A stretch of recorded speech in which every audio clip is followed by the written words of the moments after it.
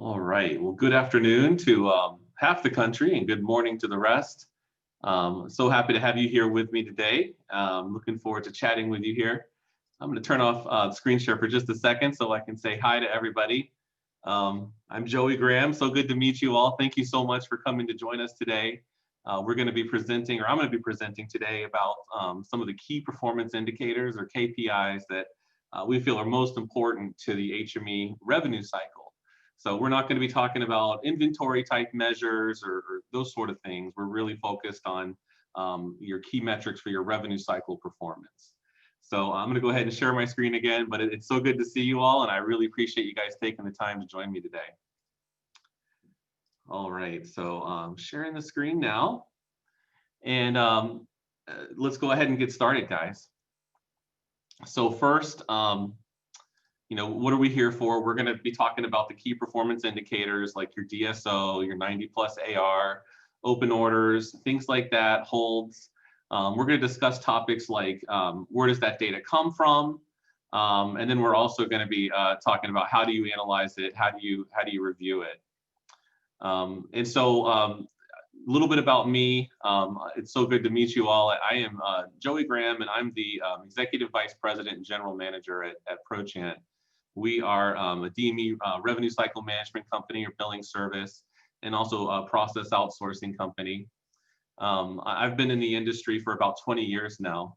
I joined the industry right out of high school as a service technician, and worked my way up through the chain of command at an HME provider that was regional until I eventually got my master's degree and moved into an executive role as their director of operations.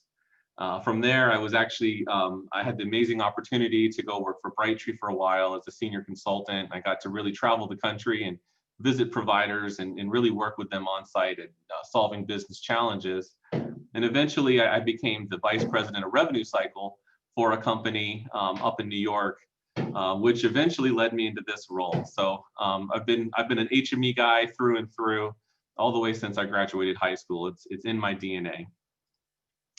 So today we're going to be talking about, how to understand some common key metrics or key performance indicators. How do you calculate them? That's really important because a lot of times people will say a metric, but you might not be comparing apples to apples, right? You might be calculating it very differently.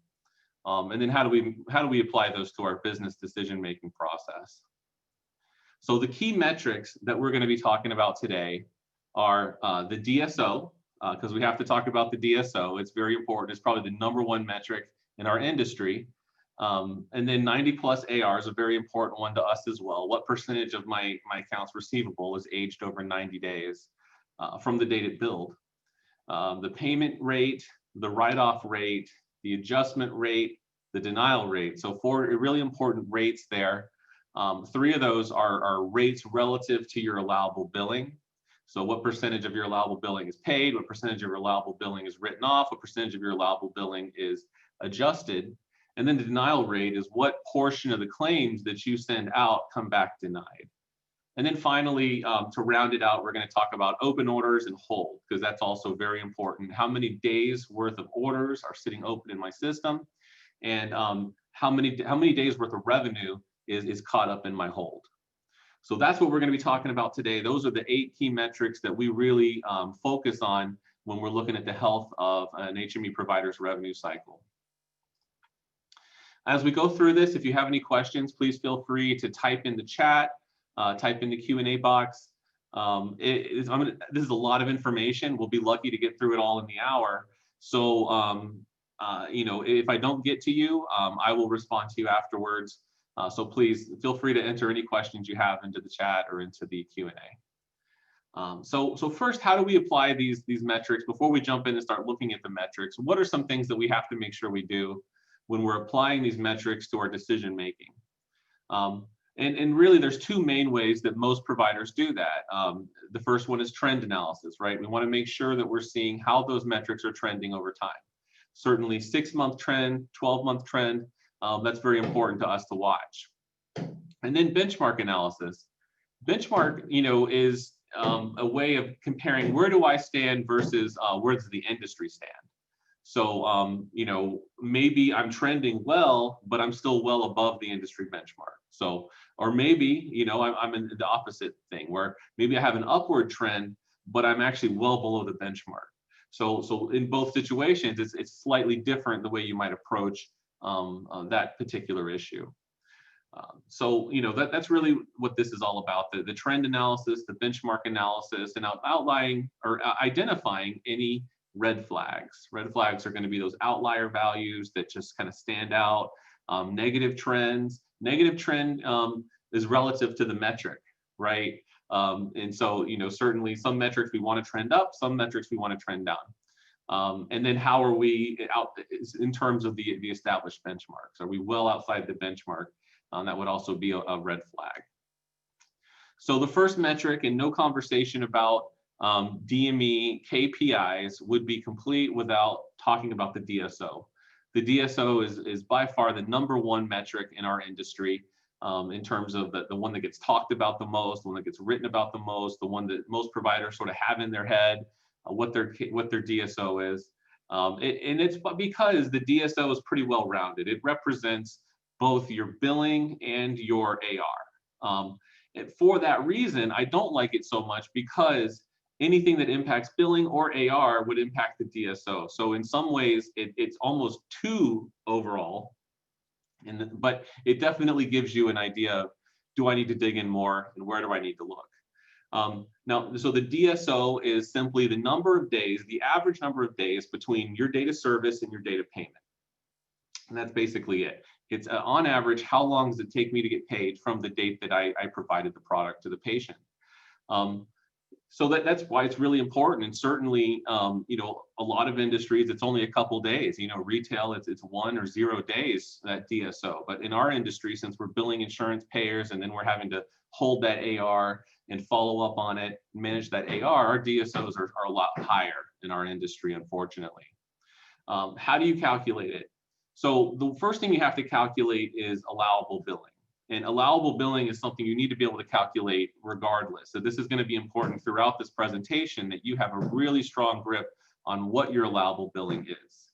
Your allowable billing is your charge billing, so charge billing for purchases, charge billing for rentals, minus the contractual adjustment.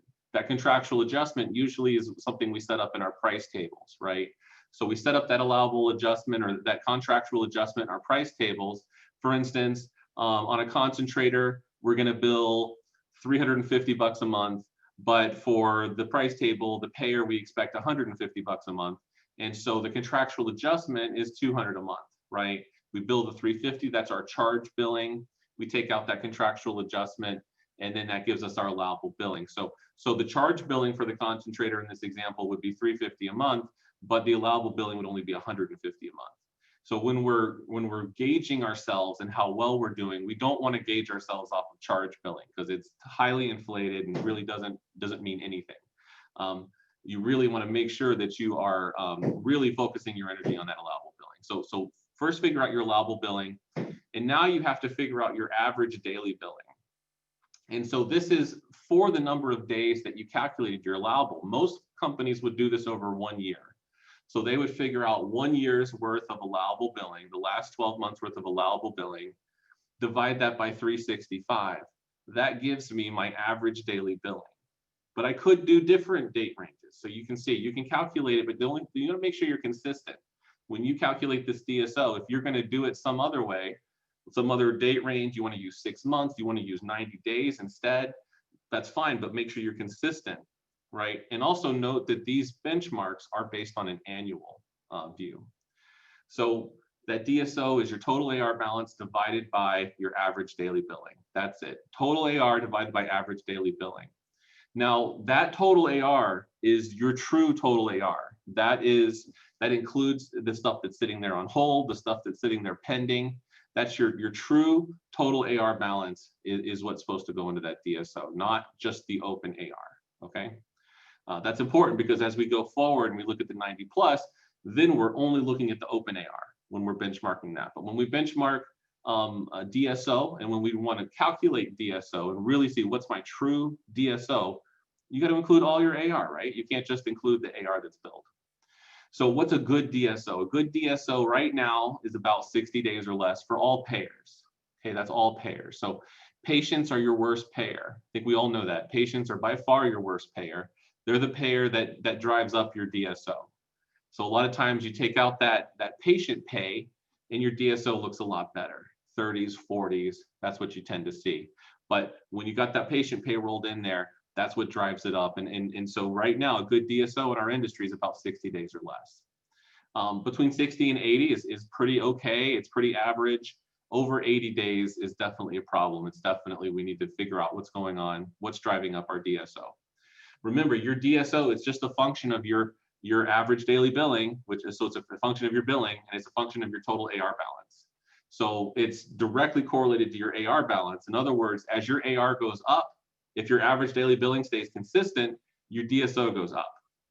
It's the opposite with the average daily billing. So as your average daily billing goes up, your DSO goes down, and converse. So that's how that works, and that's the DSO. If I'm not too happy with my DSO, what are some things that I'm going to look at? So there's a few things, right? Anything that's going to impact my billing and anything that's going to impact my AR could impact my DSO. That's one of the reasons I don't like it that much, because there's so many things that impact the DSO. Sometimes it can be hard to really narrow it down to what's the thing that I've really got to focus my energy on. But there are definitely some things you want to look at, right? Internally, do I have any kind of intake process issues? Do I have orders getting stuck on people's desks? Things like that. Orders just not getting processed timely. Because that's going to drive down my billing. Am I backlogged in order confirmation? That's also going to drive down my billing. That's a big one, right? Making sure we get those orders confirmed rapidly.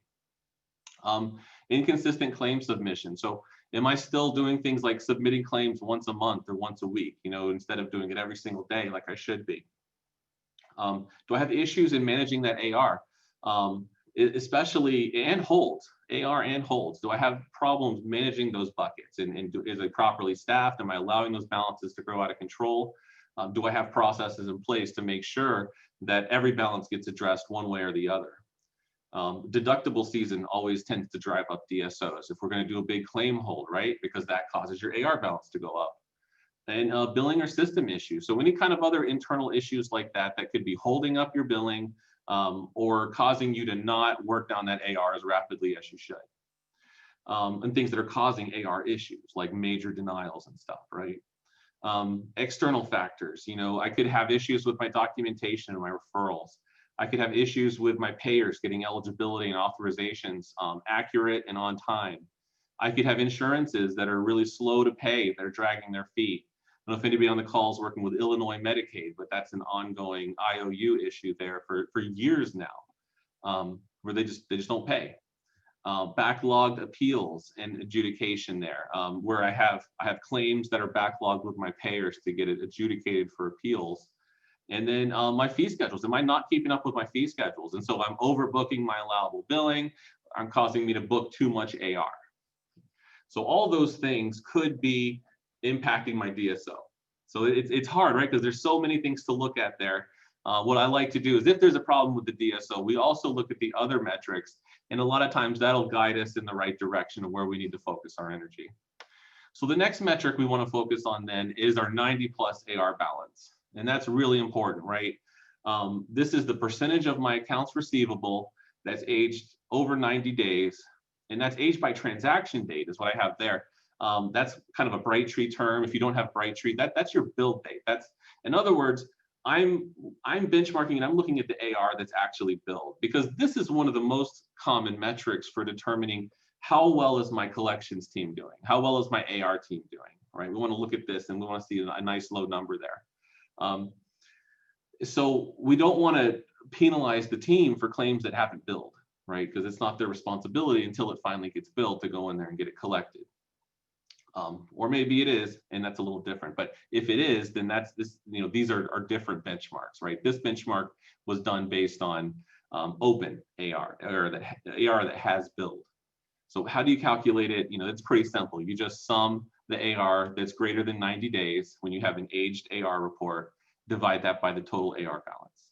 And that gives you your 90+ AR. Right now, what you want to see is 20% or less. That's a good range. Once you get to that 20%, you want to try and kick that down to about 15. Probably the most healthy companies are really between that 15 and 20% range. Sub 15 is amazing, right? But it's really tough to get to lower than 15 on your 90 plus. Okay, is that 20 to 30% range. And then, where we really want to put in some energy is if it's not good and it's over 30%. So that's my 90 plus AR. And so what do I do if I'm not too happy with it? Well, obviously the first thing we need to do is look at how we're managing our AR. What is the processes and how is the team structured for managing that AR? How do I have my team set up? Do I have production and quality metrics? When I say how's my team set up, what I mean is, have we specialized at all? Are we at that level yet where we can have a Medicare team, a Medicaid team, a third-party team? A lot of times that's probably the most common ways that providers will specialize those teams, as opposed to having collectors responsible for every single payer. The other side of that is sometimes we create product-specific teams, right? Especially if we're very heavy in some different segments. We have like a respiratory team, we have a rehab team, things like that. That's good. You want your people to specialize as much as possible once you get to the size where that makes sense, because then they can really thrive and they can really do well. Do we keep track of production and quality? A lot of us keep track of production, but I don't know how well we keep track of quality. That's a hard one. That means that I have actually a quality assurance aspect to my process where somebody's going behind my collectors and checking to see if they're doing it right. Obviously, you don't check every single claim, but you need to check some claims, right, to see, is it being done? Because that's a great leading indicator to problems down the road, right? If people aren't working claims appropriately and you have that, you can see an individual collector's quality score, then you can work with that collector proactively so that at the end of the month, we don't end up with numbers we don't like. How do we prioritize the AR? So, do we let the team cherry pick from a bucket of everything? Or do we actually assign them a queue of work that they need to be working? And when we assign them that queue of work, how are we prioritizing it? Are we having them work those claims that are approaching timely filing and timely appeal limits first? Do we have them working the high dollar balances first? And so have we really thought through the way that we want that work prioritized to get the biggest impact? I always think of stories where I see like the superstar that, so I go into a client and they ask me to sit down and sit with somebody, and I sit with a superstar collector, and they proceed to show me all the collections activity they do on a nebulizer secondary claim, which is worth like $2.38 or something. And I'm like, oh my gosh, like, why is this the claim that you're working right now? You know what I mean? Hey, if we got the capacity, then that's great that we're hitting every single claim like that. But most of us don't necessarily have the capacity to work every single claim. And as a result, we've got to be really cognizant about how we prioritize that work and what's kind of acceptable to allow to slip through the cracks, knowing that instead we're catching all the good stuff. You know what I mean? Strong on-hold process management. I put that in there because where it's relevant here is you have to stop things from entering the AR improperly. So something enters the AR that's missing a prior authorization, for example. Well, it shouldn't have, right? It should have actually gone on hold for missing prior auth. It should not have become an open AR balance that's now gone out and denied for missing authorization. So I create these AR issues for my collections team by not having my system set up to hold the claims when it should, and not having a strong hold management function, which we're going to talk about in a little bit. I don't necessarily, sometimes we don't have a consistent write-off and an approval process. Some people are very hesitant to write off AR. And so that for sure will cause a major issue with that 90 plus. I think it's important that we have a good process in place to get that AR escalated, reviewed, and make some decision of what we're going to do with it. Are we going to adjust it? Are we going to transfer the balance to the patient? I call that the terminal escalation, but you have to have that terminal escalation built into your process, because what happens is we like to map out the happy path, and we like to map out this is the way it should work. It goes on hold. We fax in a request for the CMN. The CMN comes back signed. We log the CMN. It releases. We're good to go. but we don't map out the process that says, we fax a CMN, there's no response. We fax it again, there's no response. We roll a rep, they don't know anything about it. We roll a truck to the patient's house, there's nobody home. We left 5 messages, nobody ever responded. So now what do? Still got the balance out there. So we got to have that terminal escalation. And again, it's usually one of two things. We're either going to write that sucker off, or we're going to bill the patient. And that's it. We're going to move on. Because if it bills the patient, it's going to go through that process, which at some point it'll go to collections. And again, if something goes to collections, this is relevant here. If you send a patient balance to collections, you need to adjust that balance off your AR. You need to have a special write-off reason that says sent to collections, and you got to get that stuff off your AR. Okay. So that's really important that you've got that in place. And your cash process, your cash team can cripple your AR team by getting backlogged and not doing a good job. So, there's nothing worse, right? And if there's any collectors on the phone, I know you would feel this, where you've been on hold for 45 minutes with Blue Cross, you've been transferred 2 or 3 times, and you finally get the rep on the phone, you tell them the patient, you tell them the claim number, and it's paid. Yep, it's paid. It's paid, not posted. Here's the check number. Yep, it was cashed. Yep. And so I'll never get that 45 minutes back, right? I just wasted 45 minutes for no reason. And it sounds terrible, but it happens all day long with our collectors. It does. It happens all day long. It's one of the biggest time wasters that we have. So having a really good cash team and making sure that that cash team is not backlogged and that that cash posting is accurate is so important to your team's ability to keep that AR balance low. And finally, analyze trends, right? So when you look at this 90 plus, we're talking about the highest level here. Now we got to look at it by payer. So where do I have my payer issues, right? And then we start to dig into those payers. Are there certain products where we're having issues? And then we can get in and say, okay, here's the trouble spot. Complex claims for this one payer have a 90 plus balance of 50% because we have to, on average, appeal them twice. Okay, so let's figure this out. Why do we have to appeal them twice? How do we get it down to once? How do we get it down to none? So that's what I'm talking about. And so it's a lot of data there to really look at and figure out where can I have the biggest impact on this 90 plus. Remember, it's always going to be in that 15% neighborhood, even if you are amazing. So there will always be things out there. You know what I mean? You'll never get it down to 0 unless you go retail. All right. So next, let's talk about payment rate. Payment rate is one of the other really important metrics in our industry that a lot of people are really big on. It's important here when we talk about payment rate that I'm clear we're not talking about collections rate. Collections rate is actually a different number, believe it or not, called net revenue collections. Net revenue collections, sometimes you'll hear a provider say that they're collecting 95, 97, 99%. So they're talking about their net revenue collections, right? And that's not this number. This is the payment rate. And the payment rate is simply payments divided by allowable billing. So this is the percentage of your allowable billing that you collect on average each month. And so in general, the time frame we're looking at for each one of these is 1 month. So if you're collecting 80% on your payment rate, that means you're getting 80 cents on every dollar you bill.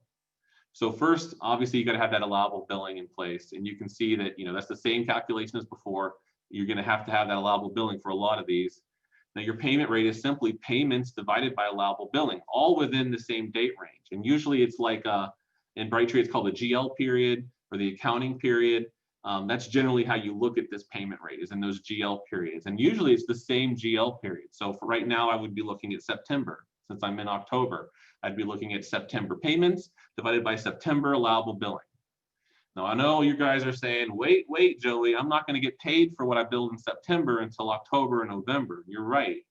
This is something that we track every single month, right? And so certainly during times of growth or during times where the business is slipping, the payment rate might, for a couple months, have some different fluctuations, either way up, 100+% for a couple months, it gets way up. That means your business is probably falling. Your allowable billing is falling. Your payments are now higher than your allowable billing. So that's not necessarily a good thing, a really high payment rate, because it means that my billing's not keeping up. And on the converse, if your payment rate's way low, it could be in a time of growth, in a time where you're generating a lot more billing. And so it's going to take a little bit of time for those payments to catch up to the new billing. Okay, so all these numbers you look at together. You don't take any one number and then fly off the handle. So we look at the payment rate, payments divided by allowable billing. Some providers will offset by 1 month. So what that means is they might look at September payments divided by August allowable billing. And if you like to, then you can do it just like that. Again, consistency is the most important thing here. If you're going to do it like that, you got to calculate it like that every single month. Make sure you don't flip-flop the way you calculate it different months, because then you're not comparing apples to apples when you look at that trend analysis. So a good payment rate right now in this industry is about 80%, believe it or not. I know some of you are thinking that's terrible. Some of you are thinking that would be amazing. But across the board, that is most often what we see. And there's reasons why. We're going to talk about that. But about 80% is pretty good. You can kick that up to about 85%. 90's tough. 90's tough on this number. Collections rate's a different number, by the way, just so you kind of are clear on that. When you do a net collections rate, you're taking, it's the same formula just about, except instead of allowable billing being in the denominator, it's net revenue in the denominator. And net revenue is allowable billing minus contractual adjustments, a couple other things come out of it. I don't have it right at the top of my head, but you can actually calculate net revenue. It's going to be a smaller number than allowable billing. And so as a result, when you make it the denominator, the percentage is higher, right? So that's what that is. Hopefully that makes sense. Now, let's say I'm not happy with my payment rate. What are some things I need to look at? So obviously I want to look and see, do I have any money pits out there? Any areas where my money's getting stuck? I mentioned it earlier. Your patients are your worst payer. Let me say it again. Your patients are your worst payer. They really are. That's why for the last 10 years, there's been this huge push in our industry to get credit cards on file up front. And if you're not doing it now, you gotta. That's the way it is now in HME. I mean, that's just the way it is. And you gotta get a credit card on file up front when you're putting out a rental item. You gotta collect money up front. You can't let that patient get away without making some kind of payment, because you then set this tone that this item is free. And we also all know what happens to medical bills when they show up in the mail, right? They get filed right away in the bin a lot of times. Now, some of us are very responsible to pay those bills. On average, Americans do not, though. I think we know that. Medical debt is giant in America, and often it is not a detractor to getting a mortgage and things like that. So unfortunately, if you don't get that money up front and you don't get yourself a method or mechanism up front of capturing that money in an automated way, and you're going to play the statement chase battle with the patients, then, I mean, right now, if you are just printing statements monthly, then your collection rate on average is about 50% from your patient pay, right? Imagine if you had another payer that paid you 50% of the time, you'd fire them. So obviously we can't fire our patients, those are our clients, but we do have to make sure we have some safeguards in place. So get that patient paid, because that'll be one that really does drive down your payment rate. Drill into those front end processes to make sure you've got accurate systems set up in place, and we're not allowing orders to go through that will never pay. We have things in place to, for instance, check for overutilization. That's an important one, right? Want to make sure that when my reps up front are going to dispense a supply item, that I have some utilization parameters programmed into my system that's going to say, hey, they just got that. They're not eligible. So if they want it again, they can pay cash, but their insurance is not eligible right now. Like, they just came in last week and got a CPAP mask. We definitely don't want to ship them one this week. And sometimes we have to play hardball with our payers. That's unfortunate reality of our industry, where you got to sometimes drag the insurance commissioner's name in, or in reality, into the situation. You have to sometimes, get with your provider rep and kind of take that avenue, because customer service just isn't helping.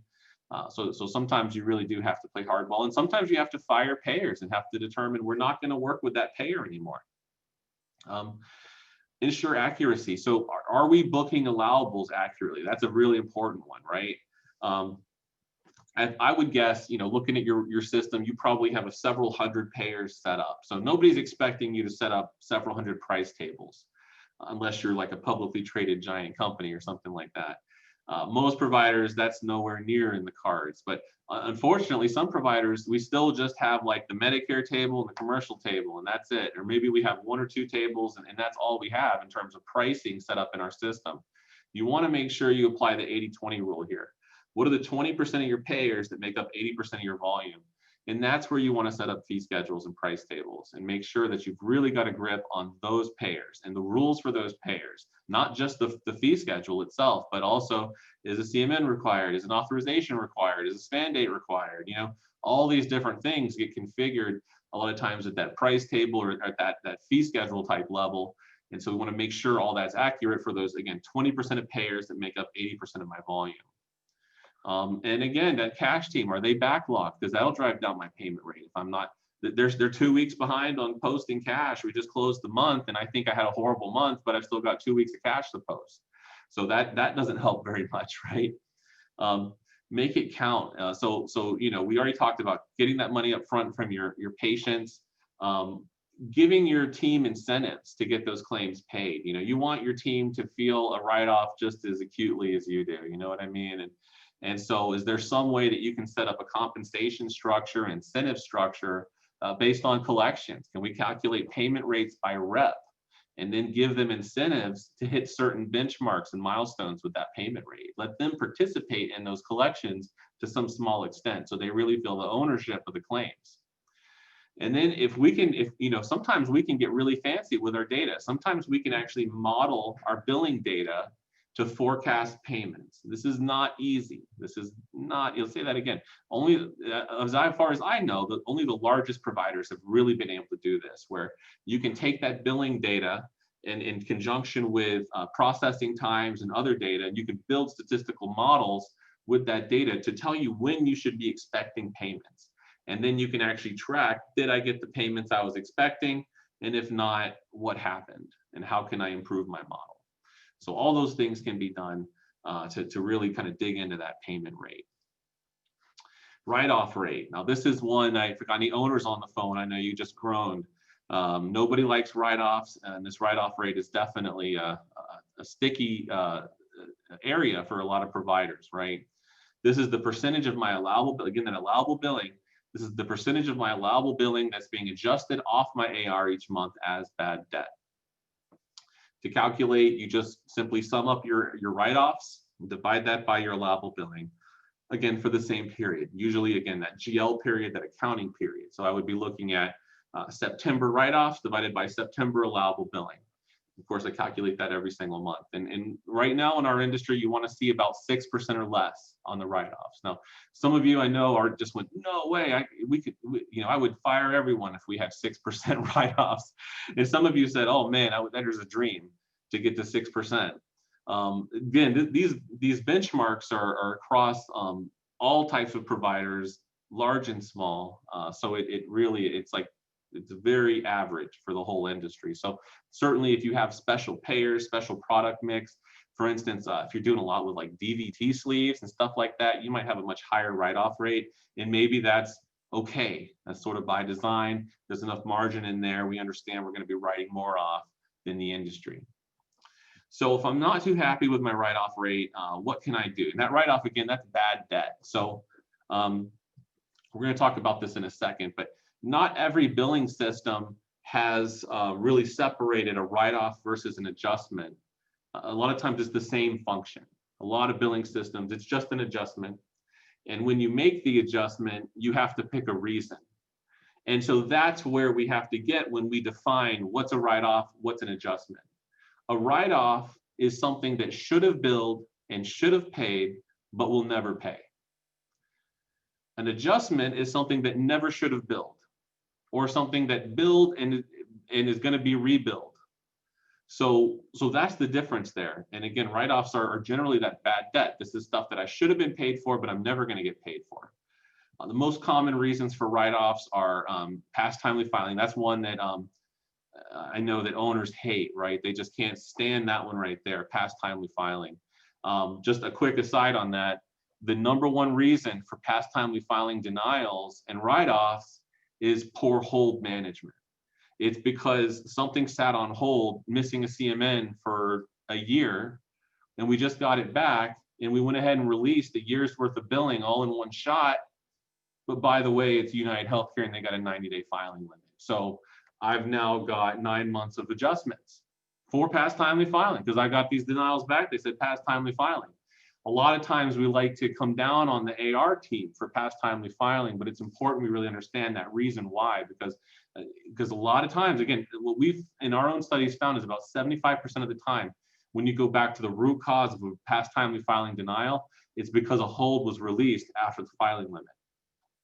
So past timely filing or past timely appeal certainly is something that we have to minimize and get as close to zero as we can. No auth obtained happens. It's like number 2, I think.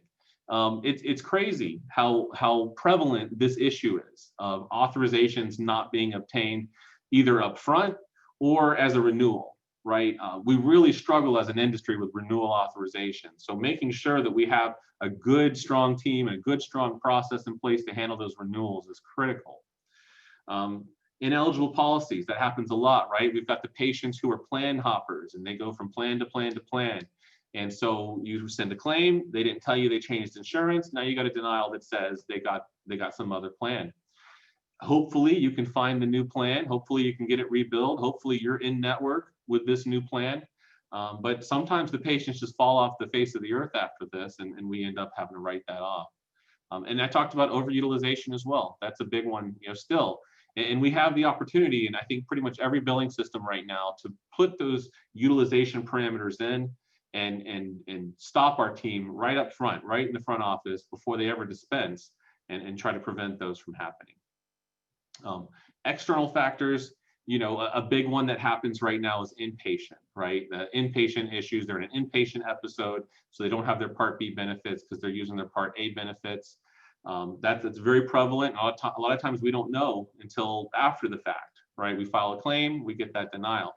Often when it's a rental, we have the ability to go ahead and just tack another month onto the end, and that's okay. But when it's a purchase item, and there are certain payers who kind of force that rental period to be within 10 months or 12 months or 13 months, and they won't allow you to tack that rental onto the end. So those can turn into write-offs.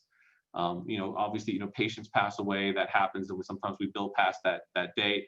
Arguably, that could be an adjustment or a write-off. Lost equipment as well, payers who don't pay, and uncooperative referral sources. I mentioned this about payers earlier, but the same thing applies to referral sources.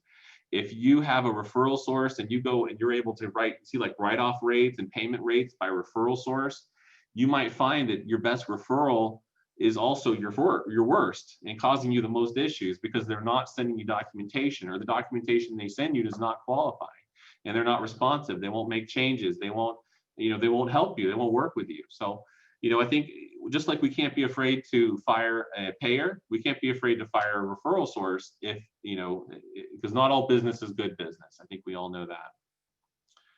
So the next is the adjustment rate. And I was talking about write-offs just a minute ago. And remember, in some billing systems, adjustments and write-offs are not differentiated. It's the same thing. There's just one function. It's called a write-off. It's called adjustment or something else.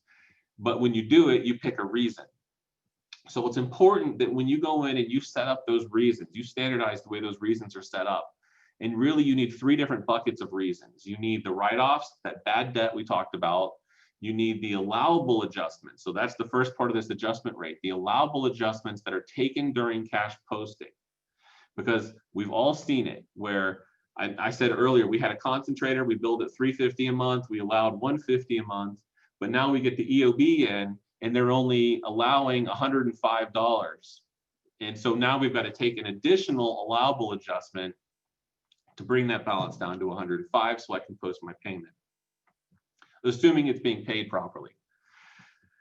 And then the third type of adjustment, so we talked about write-offs, we talked about allowable adjustments that are taken during cash posting. Sometimes that gets lumped in with your contractual. Other systems like Brightree, it's a separate thing. It's called the AA, the allowable adjustment. And then the next bucket is the billing error. So that's the stuff that never should have billed in the first place, or that we're going to be rebilling. Because sometimes the only way to fix an AR issue is to adjust everything off and put in a brand new order, right? Because there's certain things that just can't be fixed at the claim level. So when you do that, you would do a credit adjustment or a billing error adjustment, and then you're going to be able to track those separately. So how do you calculate it? Well, it's very simple. It's simply the adjustments divided by the allowable billing. And it's just like the other one, it's the same date range. For allowable adjustments, we're looking at about 5% or less is what we want to see. So on average, and that's pretty average in our industry, that about 5% of everything we bill is really overbilled. Like we overbilled that allowable because we didn't have our fee schedules in place by about 5%. That's what that means. And that's generally okay. You know, like I said, when you apply that 80-20 rule, you'll get there.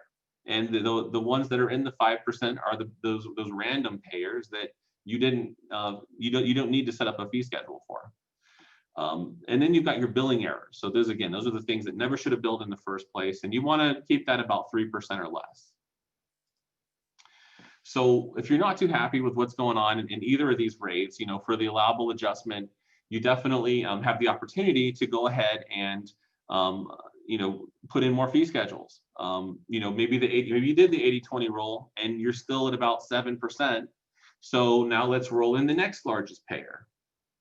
And then let's roll in the next largest payer. You know, you don't want to have too many fee schedules. I think we've all seen that, where when you have so many fee schedules, it's nearly impossible to keep them updated and accurate. You know, it's just sometimes you have to have a whole separate team that does nothing but manage price tables. So you don't want to get into a situation like that necessarily. But again, you want to make sure that you have enough fee schedules to get this to about 5% or less. And then you know you're doing all right. Also, maybe your payers aren't paying at the contracted fees. So, you know, that's another important aspect of this is, you know, how much do I trust these price tables? That's another reason why I think it's really important to apply this 80-20 rule. And for those 20% of payers, have the fee schedules in so that when you get a payment that doesn't match, especially by a large degree. I mean, if it's a few cents off, that's one thing. But, you know, if I was expecting $150 and they paid me $105, and I know that my contract is $150, then maybe I don't need to take that additional allowable adjustment. Maybe I need to leave that open and get my AR team to go after it and say, hey, payer, you didn't pay according to the contract. And then there can always be errors during cash posting that can cost this as well. So having a really strong cash team, again, comes into play. The billing error adjustments, you know, the things that cause that are like product returns and refunds, max benefits, which is, you know, when you bill, let's say it's a 10-month rental and you accidentally bill month 11, month 12, you know, you never should have billed that in the first place. So that's just going to be a billing error adjustment. Billed the wrong payer, filed a claim to Medicare. They actually have a Medicare Advantage plan. So I'm going to have to put in a new claim, or I'm going to have to transfer that responsibility to a different payer, and things I'm going to rebill. Like we said, you know, there's some things like quantities that sometimes can't be modified on the claim. Sometimes you guys got to adjust off that whole claim, put in a brand new order, confirm it to get a fresh claim. That is the way it needs to be. One thing I want to mention here before we move on, though, is it's really important that we make sure our staff isn't hiding write-offs as billing error adjustments. I say that because I've seen it. You know, there's a lot of scrutiny that's placed on write-offs. There's really not a lot of scrutiny that's placed on billing errors. So just a random audit just to make sure that the stuff that's being marked as a billing error as an adjustment, it really is, and isn't some other issue that I should actually be aware of. All right, so denial rate. This is also really important. So what percentage of the claim lines that I bill come back to me denied on average each month? The way that you calculate that is simply denials divided by claim lines billed for the same period. So I would look at September, all the denials I received in September, divided by all the claim lines I billed in September. And almost every billing system has a report that'll tell you how many claim lines transmitted. What's important here is we're counting claims every time they bill, not just the first time they bill.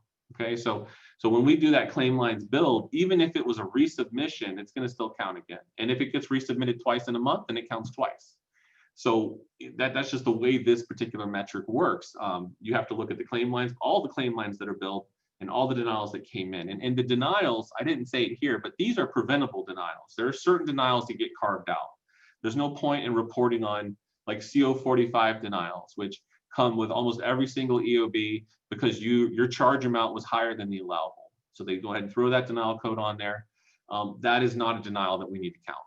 There's other ones like 0823, I think is one. There's a few others that you want to go ahead and carve out because those are expected denials or those are non-preventable denials. It's not where we want to focus our energy. These are preventable or unexpected denials that we're focused on in this rate.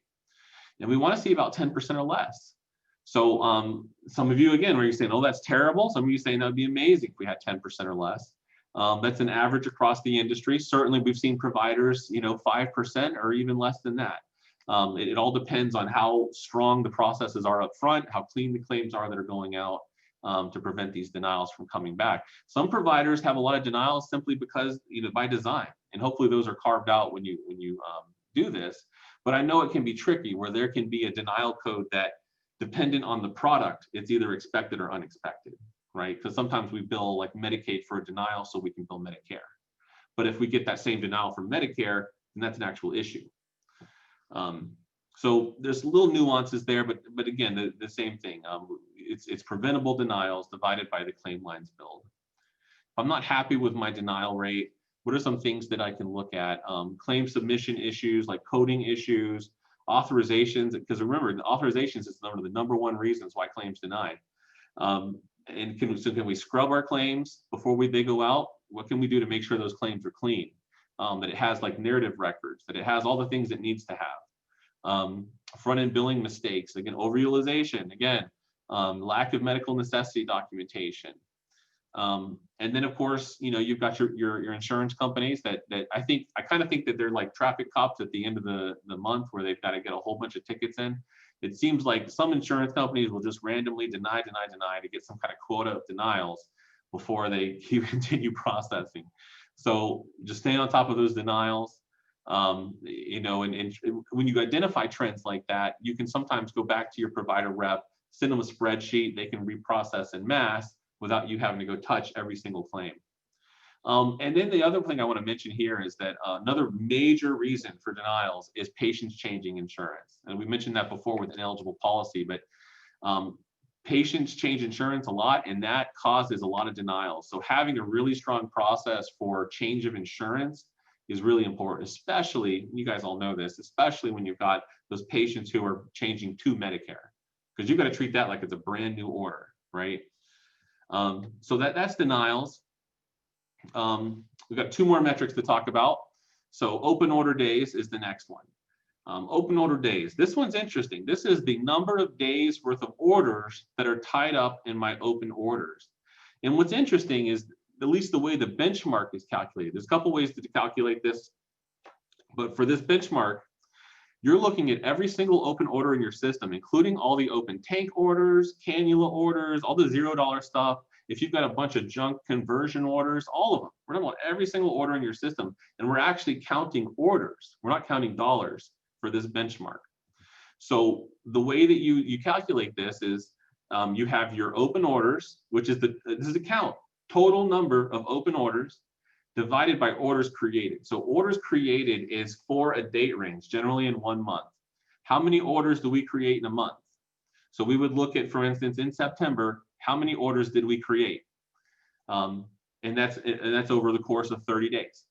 So I would have open orders divided by orders created times the number of days that I used when I figured out orders created. So I could have said orders created in 6 months, but then it would be times 180 days, not times 30 days.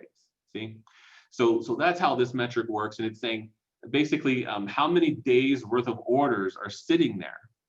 And what we're saying in terms of the benchmark is that you should have about 12 days or less. Now this is not orders that are pending confirmation. I mean, they are included in this, but this is every single order in your entire billing system, including the ones that just got entered 2 seconds ago and the ones that have been sitting there for 6 months and nobody knows what to do with. So that's what the open order days is. It's an interesting metric because it's really it's counting orders instead of counting dollars.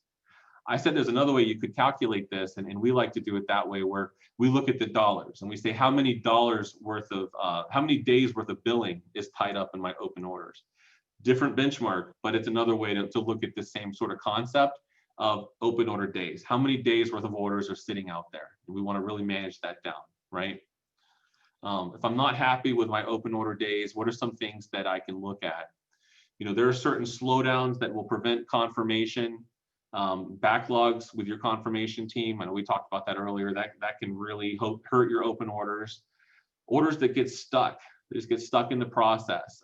That's where we don't have a really slick workflow. And so orders will get lost and they will get stuck and we don't know what happened to them. They can get stuck in people's desks and drawers and file cabinets, even in, drivers' vans. I don't know if it's ever happened to you guys. I'm sure it has at some point where a driver leaves, turns in his notice or something, and you go look in the van, you open the glove box, and there's a pile of tickets, right? So they're like everywhere. It's like, where's Waldo finding all these orders and where did they go and where are they stuck and all this stuff. So finding where that stuff is and then getting yourself into a situation where that can't happen. And the way you do that is with a workflow system that has the documents that are electronic and they're tied to that workflow from the moment that they come in. The moment that a referral is received, a workflow is created and all the documents are imaged and associated with that workflow. And from that point forward, it lives in the computer and works its way through the process. That way we can't lose it. We can't lose track of it like that.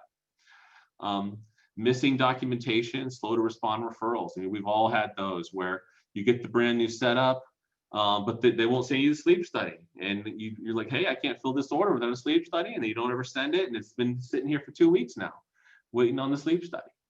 And that's just one example, right? There's a lot of times that, we want our intake team to only fill the order when it's billable generally, right? That's what we want as a dream, at least, unless it's like a stat order or something like that.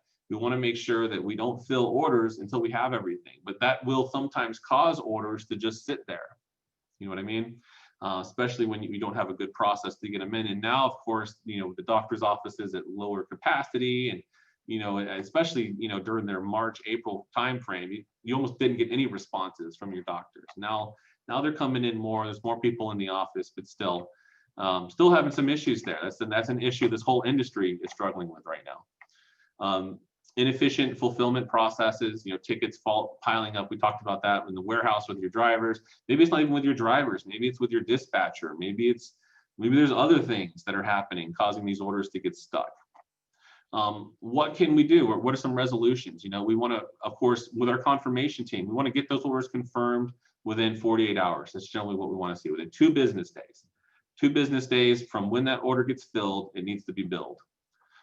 We want strong front-end workflow management. That's what we're talking about there, that whole electronic workflow, electronic images of these documents. So we're not relying on paper. We're not relying on file folders and drawers and inboxes. Setting documentation up front, expectations with your referrals. That's, of course, this industry, we've been talking about that for about 20 years now. And it's still the thing. A lot of times we just try to make it easy for them, right? We make it easy by giving them like a form they can fill out that kind of walks them through how to qualify the patient, or getting them with some kind of technology like a parachute or something like that, where the system helps walk them down the road of creating a qualified order and creating the documentation to support that qualified order.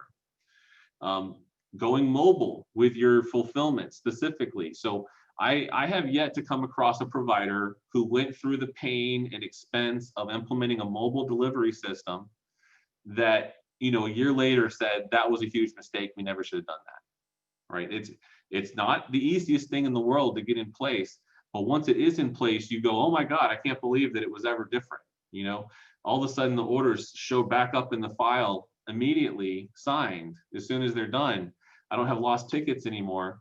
And I can really start to hit that 48-hour turnaround time on my confirmation. In fact, if I have really strong front-end processes, I can sometimes auto-confirm. And I don't say that lightly. And I don't say that lightly. I feel very strongly that you need a good confirmation team that's reviewing those orders before they go out. However, there are certain types of orders and there are certain workflows that an order makes it through that workflow, it's clean. Go ahead and bill it and move on. We don't need another set of eyes. So that's your open order days. And we've got one last metric to talk about here, and that is your hold days. Managing the hold is, for our industry, a struggle. We all providers I know of have some kind of struggle with their hold. It's not the easiest thing in the world. Remember, your hold is all the stuff that wants to bill but can't bill. And what I mean is, you confirmed it. So you went ahead, you bought the product, you provided it to the patient, you confirmed the order, but you're missing something. Most often it's a CMN or a prior authorization, or it's some other issue. But that's sitting there on hold. And a lot of times we understaff that area. We don't give it the attention it needs. And I talked about it earlier. It ends up creating our past timely filing write-offs. It ends up becoming this whole giant nebulous thing that we really struggle to get under control. So the hold, making sure you get that under control and have a really strong process for managing your hold is so important. So hold days is based on dollars, and it's the number of days worth of allowable billing that's tied up in my on hold. So again, allowable billing comes in here again. And so what we need to do is take our total hold, the total, and to do that, you want to add up all the different types of hold in your system, because some systems, it's very straightforward. There's just a hold. Some systems, it lives in different areas, and some systems it's called different things. If you're on HDMS, then it's called your unbilled. If you're on TIMS, it's called your validation. On Braintree, it's called your hold. So you want to make sure you kind of get all those different hold reasons together and divide that by your monthly average allowable billing. So again, you're calculating the allowable billing every single month. You're going to go ahead and average that out, usually over a year. Now I'm going to say my hold divided by my average monthly allowable billing times 30. And that tells me how many days worth of allowable billing is tied up in my hold. And in general, we want about 4 days or less. Now that getting there can be tough. And I would say providers are in two different camps. There are providers who will not confirm an order unless it has absolutely everything it needs to bill. And for those providers, the vast majority of orders bypass the hold, right? They don't need to, because they've already got the CMN, they've already got the auth, they drop, they bill, they move right on. For those providers, they might have a high open order days, but a very low hold days, 1 or 2 days in the hold, because not much hits the hold. And there's a whole other camp of providers where they want to get the thing billed as quickly as possible. Like I said, within 2 days of filling an order, they want that order billed. And if it is missing something, then they would prefer that it sits on hold than that it sits in their open orders. You're going to manage it one way or the other. It's just, where do you want to manage it? Those providers that allow things to hit the hold and therefore have to really manage that hold, which, by the way, this is what I recommend, because I feel that you need to recognize the revenue that you earned. When you provided that product to the patient, you earned the revenue. So you need to go ahead and bill it in the sense of confirm the order, generate revenue, and now it's going to go on hold. And now we've got to get that hold managed and released so we can get the billing out the door, get the payment in the door. Those providers might have a higher number of hold days. So remember, it was 12 days for open orders. It was 4 days for hold. So give yourself a budget of 16 days and see where you stand between the two. That's what I'd like to do. So if I'm not too happy with my hold, what are some things I can look at, right? Because you see the guy here, he's trying to plug all the holes with his hands, and every time he grabs one, another one comes out. We've all been there. Think about the cartoons with the dam, and you've got the character, and he's got his finger here, and his finger here, and his toe in down here, and then there's another one that comes out, and that a lot of times is what the hold feels like. It's just this big thing that we've got to get under control. We talked about 3 types of holds: CMNs, auths, and then there's the other. There's so many other reasons. A lot of times it'll be things like CPAP compliant. That's a big one in there. But it could be like doctors missing the NPI, or there's PICO certification issue, or there's all these other different things that could be miscellaneous reasons for the hold, or even manual holds, where somebody on the team said, put this on hold, don't allow it to bill, and they picked a manual hold reason. What you have to do is get all the reasons kind of written out for the hold, all the different reasons why something could go on hold. So do a data dump, summarize it by reason, and then you want to assign a name to every single reason on that list. Not a department, a name, a person's name. That person is responsible for managing that aspect of your hold. That could be a department manager, it could be an individual contributor. And this is going to span your company. You're going to have like your respiratory team focused on that compliance hold. You might have your intake team helping with the documentation, CMN hold. You might have a prior authorization team with the prior auth hold. You might have your billing team focused on all the miscellaneous stuff. So, it'll be all over the place, but it's important that you assign that responsibility and accountability and then hold the team accountable. And finally, make sure you have a strong escalation and final resolution process, right? I talked about it earlier. We've defined the happy path, but what happens when I faxed it 10 times and I've rolled a truck and I've sent a rep and I've got nothing? Am I going to bill that patient, or am I going to or am I going to go ahead and write that thing off? One thing or the other, but don't just let it sit out there and age forever. All right, guys. Well, that's all I have for you today. I know that was a lot of information I hit you with. Thank you guys so much for joining me today. I know we got a couple questions that came through. I'll go ahead and shoot out some answers to those. And again, thank you guys so much for joining me today.